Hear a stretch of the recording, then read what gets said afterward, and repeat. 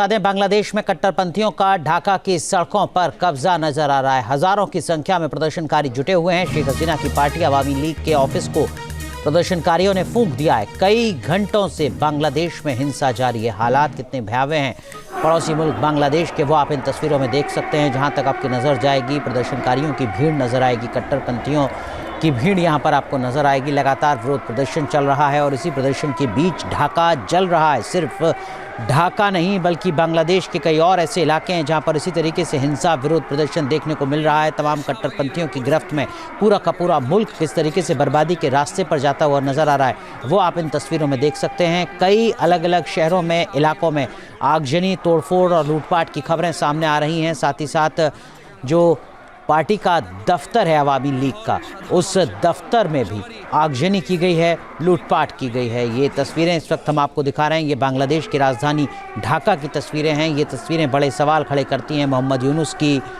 चुप्पी पर। आखिर क्या वजह है कि सरकार की तरफ से अभी तक कोई बड़ा और ठोस फैसला नहीं लिया गया है? क्या ये मजबूरी है या फिर ये मिली भगत है? ये अपने आप में एक बड़ा सवाल है जिसका जवाब बांग्लादेश के तथाकथित मुखिया मोहम्मद यूनुस को देना होगा। लेकिन इस विरोध प्रदर्शन का, इस हिंसा का, इस कट्टरपंथ का फ़ायदा क्या होगा आने वाले वक्त में, इसको लेकर तमाम जानकारों की अपनी अपनी राय है। हालात बिगड़े हुए हैं, ये पूरी दुनिया देख रही है। तो बांग्लादेश में कट्टरपंथियों ने मीडिया को भी निशाना बनाया। ढाका में उन्मादी भीड़ ने 2 बड़े अखबारों के दफ्तर जला दिए। इस दौरान कई पत्रकारों की जान खतरे में पड़ गई। उपद्रवियों ने मीडिया पर हमला क्यों किया और भारत से इसका क्या कनेक्शन है, देखिए इस रिपोर्ट में।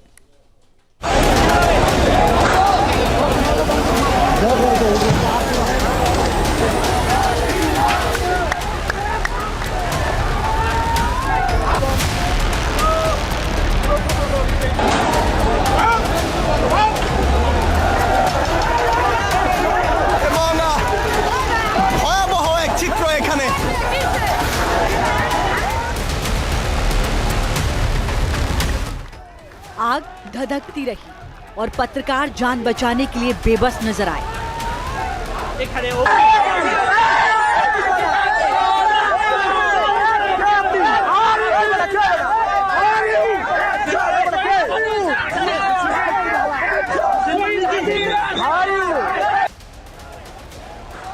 कट्टरपंथी उपद्रव मचाते रहे। पत्रकार ऑफिस से निकलने का रास्ता तलाशते रहे। आग की लपटों में पूरा ऑफिस घिर गया और वहां फंसे पत्रकारों की जान खतरे में पड़ गई।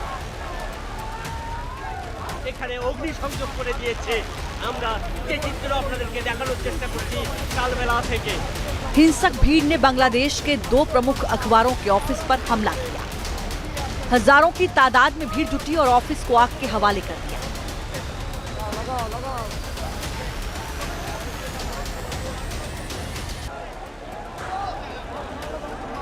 डेली स्टार अखबार के दफ्तर में उठती आग की ये लपटें बांग्लादेश के हालात बयां करती। जिस वक्त हमला हुआ तब ऑफिस में कई पत्रकार मौजूद थे। उपद्रवियों की तादाद इतनी ज्यादा थी कि पत्रकार बाहर निकलने की हिम्मत नहीं कर पाए। डेली स्टार का दफ्तर करीब 4 घंटे तक धधकता रहा। आग और धुएं की वजह से पूरे इलाके में सांस लेना तक मुश्किल हो गया। इस बीच अपनी जान बचाने के लिए करीब 30 पत्रकार बिल्डिंग की छत पर छिप गए, लेकिन उन्हें बाहर निकलने का कोई रास्ता नहीं मिला।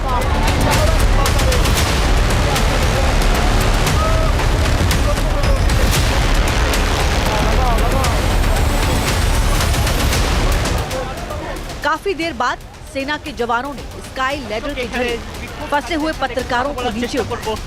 नीचे उपद्रवियों की भीड़ थी और हमले का खतरा बना हुआ था। बावजूद इसके किसी तरह पत्रकारों को सुरक्षित वहां से निकाल दिया।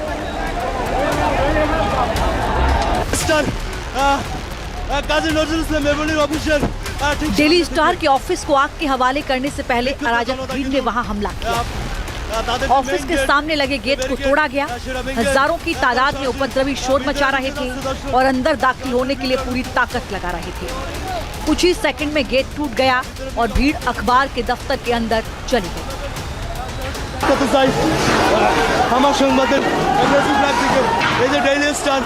डेली स्टार गेट गेले तार किन्तु इट काट के मारतेছে इसके बाद जो हुआ वो बेहद खौफनाक। लाठी डंडों और हथियारों से लैस कट्टरपंथियों ने ऑफिस में जमकर तोड़फोड़ की, जिसके सामने जो आया उसे तोड़ डाला।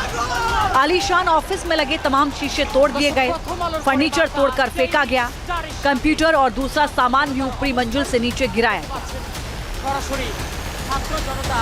मजहबी नारे लगाकर कट्टरपंथी लगातार उपद्रव मचाते।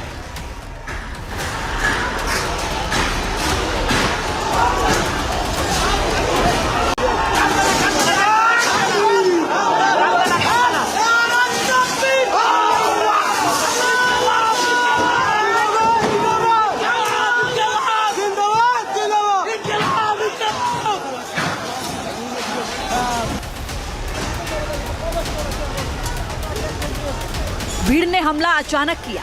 ऑफिस में मौजूद लोगों को पहले तो कुछ समझ ही नहीं आया, मगर जब हालात बिगड़ गए तो पत्रकार जान बचाकर बड़ी मुश्किल से बचे। उपद्रवी नफरत से भरे हुए थे। मीडिया पर उनका गुस्सा क्यों भड़का, इससे लेकर भी कई सवाल उठे। लेकिन जिस तरह यहाँ हमला किया गया वो बताने के लिए काफी है कि बांग्लादेश में कट्टरपंथी बेलगाम हो चुके हैं। पुलिस भी उनके सामने सरेंडर कर चुकी है।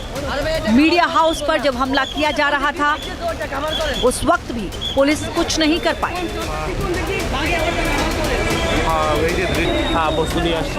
डेली स्टार अखबार के कैंपस में उपद्रवियों ने कुछ नहीं छोड़ा। कुछ सामान जल गया, कुछ तोड़ दिया गया, जो बचाव से लूट किया। कई घंटों तक उपद्रव मचाने के बाद कट्टरपंथी वहां आइसक्रीम लूटते हुए नजर आए। नीली कमीज वाले शख्स के हाथ में आइसक्रीम का डिब्बा लगा तो उसके बाद कुछ और भी लोग वहां आ गए। फिर सभी मिल बांटकर आइसक्रीम खाने लगे। आइसक्रीम बेचें भाई, आइसक्रीम बेचें।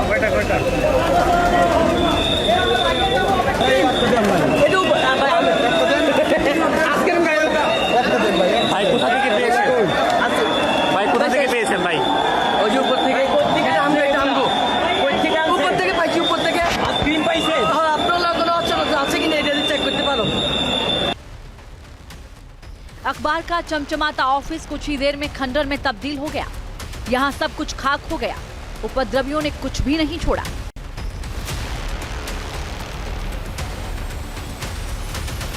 জিনিসগুলো ছিল বিশেষ করে কম্পিউটার, পাশাপাশি অফিসের পার্টস, ক্যামেরা, এই ডিভাইসগুলো আসলে নিয়ে গিয়েছেন এখানকার যারা আজকে যারা প্রবেশ করেছিলেন তারা, সেটি আপনারা দেখেছেন। ढाका में ही भीड़ ने न्यू एज अखबार के संपादक नूरुल कबीर को घेर लिया। गुस्साई भीड़ ने उन्हें उनकी कार से खींचकर पीटा। इस दौरान वो अपनी जान बचाने के लिए बेबस नजर आए। काफी देर तक वो खुद को छोड़ने की मिन्नतें करते रहे।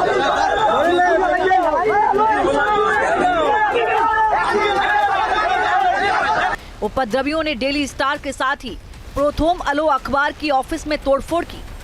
अब सवाल है कि उन्मादी भीड़ ने अखबारों के दफ्तरों को निशाना क्यों बनाया? आखिर क्यों पत्रकारों की हत्या की कोशिश की गई?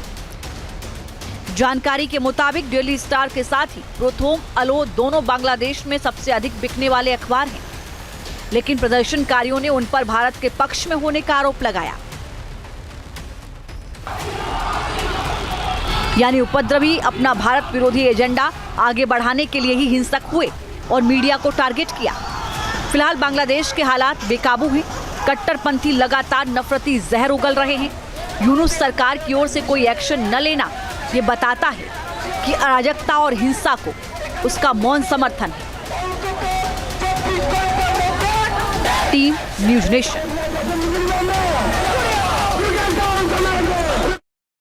आपके मोबाइल पर तुरंत आएगी ब्रेकिंग न्यूज। स्क्रीन पर सबसे पहले दिखेगी बड़ी खबर। देश दुनिया की हर खबर एक जगह। अब आपके मोबाइल पर तुरंत फटाफट इंस्टॉल कीजिए न्यूज़ नेशन ऐप और रखिए खुद को अपडेट।